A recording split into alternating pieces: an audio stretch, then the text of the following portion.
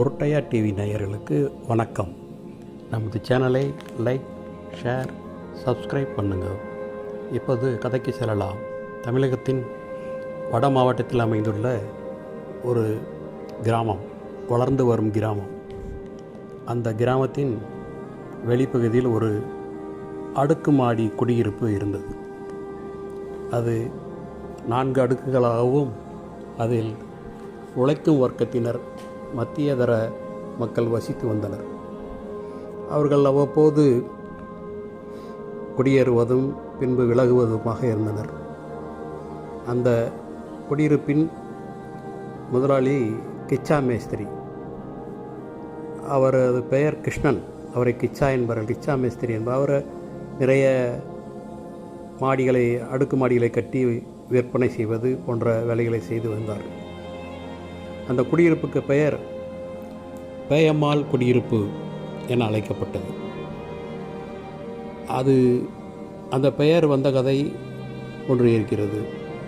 அவருடைய மனைவியின் பெயர் சீதா அம்மாள். பல வருடங்களுக்கு முன்பு அந்த சீதா அம்மாள் ஒரு அருகில் இருந்த ஒரு ஷூ ஃபேக்டரியில் வேலை பார்த்து வந்தார்.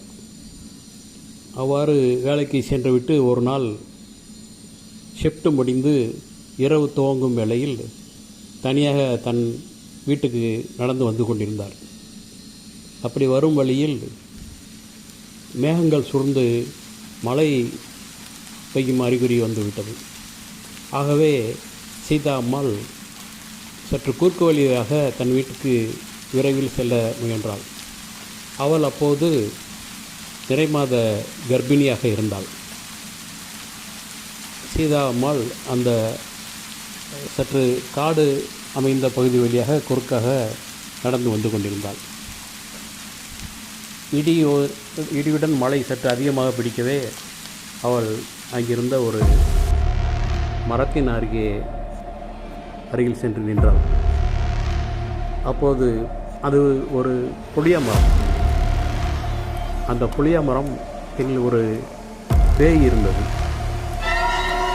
சீதையம்மாள் அந்த மரத்தின் அடியே நின்று கொண்டிருந்த போது திடீரென்று அந்த புளிய மரத்து பேய் கீழே வந்து சீதா அம்மாளின் முதுகில் பலார் என்று அறைந்து விட்டது. இதனால் அதிர்ச்சி அடைந்த சீதா அம்மாள் அந்த பேயை பார்க்கும்போது மிகவும் பயந்து விட்டாள். உச்சத்தில் நடுநடுங்கினாள். அந்த பேய் மீண்டும் மறைந்து விட்டது. பேயிடம் அறை வாங்கிய சீதா அம்மாள் அவளுக்கு உடனே இடுப்பு வலி வந்து விட்டது. அவள் வேதனையில் துடித்தாள். அவள் மேற்கொண்டு அங்கு நிற்க முடியாமல் மழையுடன் அங்கிருந்து நடந்து தனியாக தன் வீடு நோக்கி வந்துவிட்டாள். தட்டுத்தடுமாறி வீட்டுக்கு வந்ததும் அவளுக்கு சற்று நேரத்தில் பிரசவம் ஏற்பட்டது. அந்த பிரசவத்தின் மூலம் அவளுக்கு ஒரு ஆண் குழந்தை பிறந்தது. அப்படி பிறந்த குழந்தையின் முதுகில் ஒரு தழும்பு காணப்பட்டது. ஒரு நீண்ட அறை விழுந்தது போன்ற தழும்பு இருந்தது. அதே போல் சீதா அம்மாளின் முதுகிலும் ஒரு கை தடம் இருந்தது போல ஒரு தழும்பு இருந்தது. இது அந்த ஊரில் இருந்த, கிராமத்தில் இருந்தவர்கள் அது கண்டு அதிலிருந்து சீதா அம்மாளை பேயம்மாள் என அழைக்கத் தொடங்கினர். அப்படியாக அந்த குடியிருப்புக்கு பெயர் பேயம்மாள் குடியிருப்பு என வந்துவிட்டது. கிச்சா மேஸ்திரி மிதமானவர். அவர் வாடகை வசூல் செய்வதெல்லாம் ரொம்ப அழுத்தம் கொடுக்க மாட்டார். அவர்கள் நிலைமை அறிந்து சற்று நீக்கு போக்காக வாங்கி கொள்வார். மேல் வரிசையில் இருந்த தளத்தில் வலது ஓரமாக கடைசியில் இருந்தவர் முத்தையா சித்தர் குடியிருந்தார். உண்மையில் அவர் சித்தர் எல்லாம் கிடையாது. அவரை சித்தர் என சொல்லிக்கொள்வார். எந்த நேரமும் காவி உடை அழித்து கொண்டு மூலிகைகள், மருந்துகள் என செய்து கொண்டிருப்பார். ஆராய்ச்சி செய்வது தன் வீட்டிலேயே பண்ணி கொண்டிருப்பார்.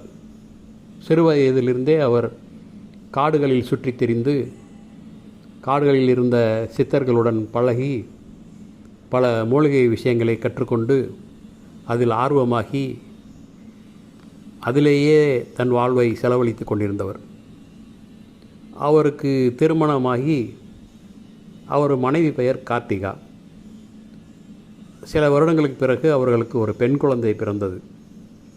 முத்தையா சித்தர் எங்கும் வேலைக்கு செல்ல மாட்டார். அதிகம் யாருடனும் பேசவும் மாட்டார்.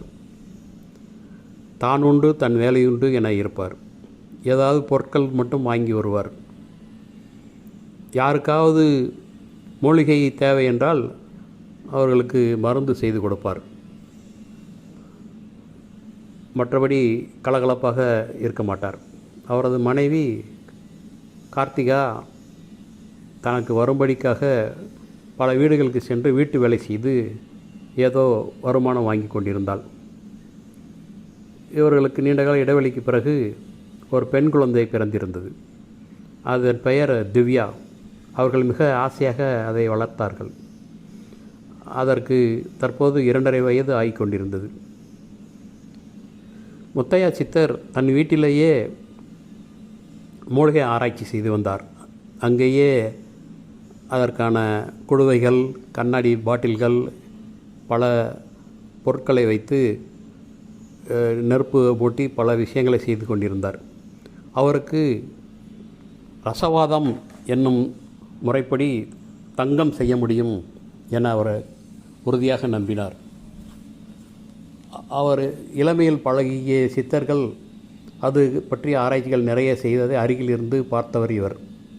அது பற்றிய நூட்கள் பல இவர் வீட்டில் வைத்து கொண்டு அதன்படி இவர் அந்த கால நேரம் பார்த்து அந்த முறைப்படி அந்த மூலிகைகளை பறித்து வந்து அவற்றை அந்த அளவுகள் மாறாமல் கலந்து இப்படி பல முயற்சி செய்து கொண்டிருந்தார். தான் அதில் முன்னேறி வருவதாகவும் விரைவிலேயே தான் தங்கம் செய்து விடுவதாகவும் அவர் மனைவிடம் கூறி வந்தார். கார்த்திகா இதையெல்லாம் கண்டுகொள்ள மாட்டாள். முத்தையா சித்தருக்கு அவருடைய பூர்வீக இடத்திலிருந்து விளைச்சலிலிருந்து மாதம் மாதம் அவருக்கு சற்று பணம் வந்து கொண்டிருந்தது. அதை வைத்து அவர்கள் குடும்பம் நடத்தி கொண்டிருந்தனர். இப்படி அவர்கள் குடும்பம் சென்று கொண்டிருக்கும்போது ஒரு நாள் முத்தையா சித்தர் சொன்னார், இன்றைக்கு எப்படியாவது தான் தங்கம் செய்து விடுவேன், அதற்கான முயற்சிகள் வெற்றி பாதையில் செல்வதாகவும் அவர் சொல்லி கொண்டிருந்தார். கார்த்தியா வழக்கம்போல் வீட்டு வேலைக்காக கிளம்பி சென்று விட்டாள். 2.5 வயதுள்ள பெண் குழந்தை திவ்யா வெளியில் விளையாடி கொண்டிருந்தாள். காலையிலிருந்தே முத்தையா சித்தர் ரொம்ப பொறுப்பாக பயபக்தியுடன் அமைந்து அந்த மூலிகை பொருட்களை வைத்து தன்னுடைய வீட்டிலேயே அந்த நெருப்பு மூட்டி குறிப்பிட்ட கலவைகளை கலந்து உலகம், பொடிகள், மூலிகைகள் எல்லாம் சேர்த்து உருவாக்கி கொண்டிருந்தார். அப்படி நேரம் ஓடிக்கொண்டிருந்த போது ஒரு கட்டத்தில் முத்தையா சித்தர் தன் பெண் குழந்தையை அழைத்தார். திவ்யா, அப்பாவுக்கு கொஞ்சம் தண்ணி கொடுமா என அழைத்தார். வெளியில் விளையாடி கொண்டிருந்த திவ்யா தன் அப்பா அழைக்கவும் அவருக்கு தண்ணீர் கொடுப்பதற்காக உள்ளே ஓடி வந்தாள். அப்படி ஓடி வந்த குழந்தை திவ்யா அவர் தயார் கொண்டிருந்த நெருப்பு குழம்பில் அந்த சட்டியின் உள்ளே தலைகீழாக உள்ளே போய் விழுந்து விட்டாள். அதனால் அப்படியே அந்த சூட்டு நெருப்பில் உலோக கலவையில் அவள் உடம்பு வெந்து சற்று நேரத்தில் துடிதுடித்து அவள் இறந்து விட்டாள். அந்த பேயம்மாள் குடியிருப்பே அலறி துடித்தது. எல்லோரும் ஆடிப்போனார்கள். முத்தையா சித்தர் கலங்கி நின்றார். அவர்கள் எல்லோரும் துக்கத்தில் அழுதார்கள். அப்படி ஒரு நிகழ்வு நடந்துவிட்டது. இந்த கதையின் தொடர்ச்சி அடுத்த காணொளியில் காணலாம். உருட்டு தொடரும்.